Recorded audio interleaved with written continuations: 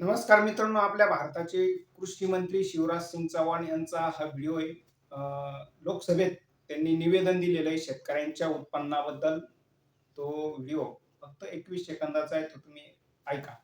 हाँ, मैं भारत का कृषि मंत्री शिवराज सिंह चौहान कह रहा हूँ। कई किसानों की आय दुगनी हुई है और केवल दुगनी नहीं, माननीय अध्यक्ष महोदय, मैं जिम्मेदारी के साथ कह रहा हूँ, केवल दुगनी नहीं, कई किसानों की तिगनी भी हुई है, कई की चौगनी भी हुई है और कई की 8-8 गुनी भी हुई है। देशाचे कृषी मंत्री शिवराज सिंग चौहान यांनी सांगितलेलं आहे की शेतकऱ्यांचं उत्पन्न हे दुप्पट झालेलं आहे. नरेंद्र मोदी यांनी सांगितल्याप्रमाणे म्हणजे 2022 मध्ये ते उत्पन्न दुप्पट होणार होतं आणि लोकसभेत त्यांना प्रश्न विचारल्यानंतर त्यांनी सांगितलं की उत्पन्न दुप्पट नाही, तिप्पट झालेलं आहे. काही काही शेतकऱ्यांचं चौपट झालेलं आहे, काही शेतकऱ्यांचं आठपट झालेलं आहे. तर एकदम खोटं बोलायचं, रेटून खोटं बोलायचं यांचा हा अजेंडा आहे, हा यांचा धंदा आहे. झूठ बोलो, झूठ बोलो. तुम्हाला माहित असेल नरेंद्र मोदींचं बार बार झूठ बोलो. तर शिवराज सिंग चौहान हे स्पर्धा करतात नरेंद्र मोदी बरोबर. त्यांना म्हणजे एक नंबरला यायचंय देशात किंवा जगात सगळ्यात थापाडी व्यक्ती म्हणून. परंतु शिवराज सिंग चौहान हे नरेंद्र मोदी यांना जगात हरवू शकत नाही. एक नंबरला नरेंद्र मोदीच राहणार आहे फेकण्यामध्ये किंवा थापा मारण्यामध्ये, खोटं बोलण्यामध्ये. आणि शिवराज सिंग चौहान यांचा क्रमांक जगात 2 नंबरलाच राहणार आहे. का? तर आपण एक शेतकरी म्हणून आपल्या सगळ्यांना माहिती आहे की आपण उदाहरणादाखल काही पिकं घेऊ. जसं सोयाबीन. सोयाबीनचा भाव 2014 पूर्वी भारतात प्रति क्विंटलला विकत होता 4,000. कांदे.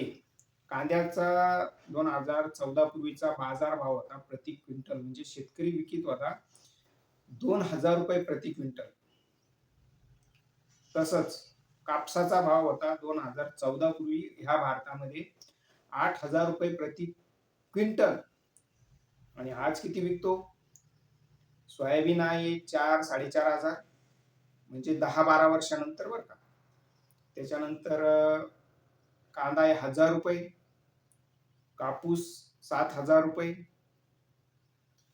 एका आता अशी परिस्थिती असताना म्हणजे इकडे शेतमालाचे भाव हे मागच्या 10 वर्षानंतर वाढायला पाहिजे होते, परंतु तसं न होता ते कमी झालेले, घटलेले. ही परिस्थिती फक्त कांदा, सोयाबीन, कापूस यांचीच नाही, तर एकूण सगळ्या शेतमालाची हीच परिस्थिती आहे. तसंच इतर शेतमाला व्यतिरिक्त शेती उत्पादन काढण्यासाठी ज्या गोष्टी लागतात, जसं रासायनिक खतं असतील, रासायनिक कीटकनाशक असतील, तसंच आणखी काही निविष्ठा आपण ज्याला म्हणतो, त्या सगळ्या गोष्टींचे भाव मात्र मागच्या 10-12 वर्षात प्रचंड वाढलेले. म्हणजे शेतीचा उत्पादन खर्च वाढला आणि शेतीतून निघणारं उत्पन्न मात्र कमी झालेलं आहे. अशा परिस्थितीत असं असताना लोक शेती सोडून जात आहेत. शेतकऱ्यांच्या मुलांची परिस्थिती आपल्याला माहित आहे काय? शेतीतला विकास दर कमी झालेला आहे. लोक शेती सोडून द्यायला मजबूर झालेले. अशा परिस्थितीत असं असताना सुद्धा हे खोटारडे कृषी मंत्री म्हणजे मी तर म्हणतो हे एकतर अन्न खात नसणार, शेणच खाऊन आलेले असणार लोकसभेत. तसंच त्याच्या जोडीला त्यांनी गांजा, दारू ह्या सगळ्यांचं एकत्र करून ह्या सगळ्यांचं सेवन करून हे लोकसभेत येऊन भंपक सारखे बोलत असतात. कुठली आकडेवारी त्यांच्याकडे नाही. त्याच्याबद्दल बोलताना फक्त बेजबाबदारपणे दुप्पट झालं, चौपट झालं, आठपट झालं. मग एकूण ही सगळी परिस्थिती काय? तर याला एकदम सबूत किंवा एकदम पुरावा देणारा मी व्हिडिओ तुम्हाला इथं स्क्रीनवर लावतो, तो तुम्ही बघा. मध्य प्रदेश मधून हे राज्याचे देशाचे कृषी मंत्री येतात. हे मध्य प्रदेशमध्ये मुख्यमंत्री होते शिवराज सिंग चौहान. यांना मामा म्हणून ओळखलं जातं, परंतु त्यांनी इतके दिवस मध्य प्रदेशच्या शेतकऱ्यांना, मध्य प्रदेशच्या लोकांना मावा बनवलं आणि आता ते भारतातल्या शेतकऱ्यांना मावा बनवायला निघालेले.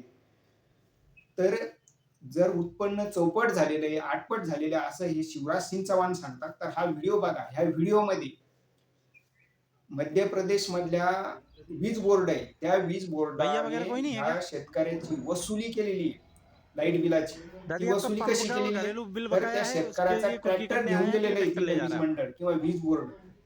जर शेतकऱ्याचं उत्पन्न एवढं वाढलेलं आहे, शेतकरी एवढा समृद्ध झालेला आहे, असं जर हा आता यांच्याबद्दल सन्माननीय वगैरे नाही बोललं पाहिजे, कृषी मंत्री जर सांगत असेल तर मग तुमच्या राज्यात वीज बोर्डाच्या वसुलीत शेतकऱ्यांचे ट्रॅक्टर ओढून नेले जात आहे.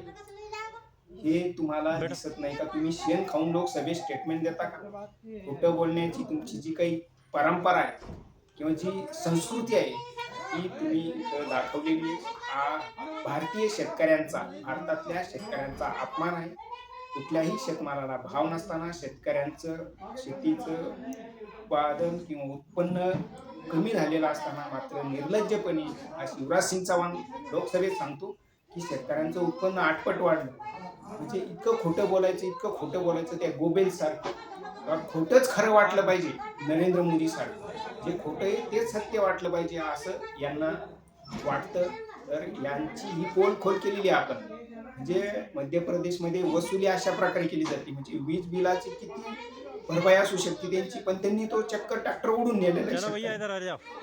मग अशा परिस्थितीत जर तुम्ही शेतकऱ्याचा ट्रॅक्टर उडून नेत असाल लाईट बिलासाठी, तर शेतकऱ्यांचं प्रतिनिधिक उदाहरण येते नेमकी परिस्थिती काय आहे भारतामध्ये. आणि तुम्ही कुठेही जा, ईशान्य भारतात जा, उत्तर भारतात जा, दक्षिण भारतात जा किंवा महाराष्ट्रात कुठेही जा, पंजाब जा, हरियाणा जा, शेतकऱ्यांचं उत्पन्न घटलेलं आहे. शेतकऱ्यांना यांनी खड्यात घातलेलं आहे. आता याची आकडेवारी मी इथं दिली असती, परंतु ही आकडेवारी देण्याजोगी नाही. दररोज भारतात 10 ते 12 शेतकरी आत्महत्या करतात. म्हणजे 1 तास घड्याळात 6 मिनिटं झाल्यानंतर होत नाही, तर भारतात एक शेतकरी आत्महत्या झाल्यानंतरच 1 तास पूर्ण होतो. अशी परिस्थिती असताना हे निर्लज्ज कृषी मंत्री सांगतात की शेतकऱ्यांचं उत्पन्न आठपट झालेलं आहे. शेण खाऊन आल्यानंतरच माणूस असं बोलू शकतो.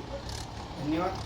आणि याच्याबद्दल तुमच्या कमेंट असतील तर त्या अवश्य करा. चॅनलला लाईक करा, शेअर करा. आणि यांच्या समर्थनार्थ तुमच्या काही भिन्न असेल तर ते सुद्धा कमेंटमध्ये अवश्य करा. धन्यवाद.